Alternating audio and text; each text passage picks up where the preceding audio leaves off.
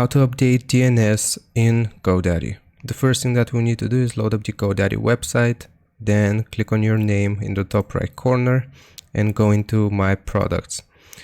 Now here it will load up a list of all of your GoDaddy products. We want to focus on domains, and here you should see the button for DNS. Just select it.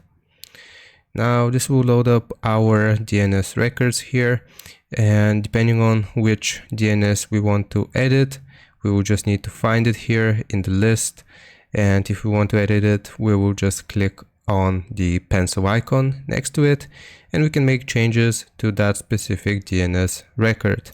Also, you're given an option here for actions, and we can apply a DNS template or manage DNS templates here, and basically that's how you do it. That's how you update your DNS in GoDaddy.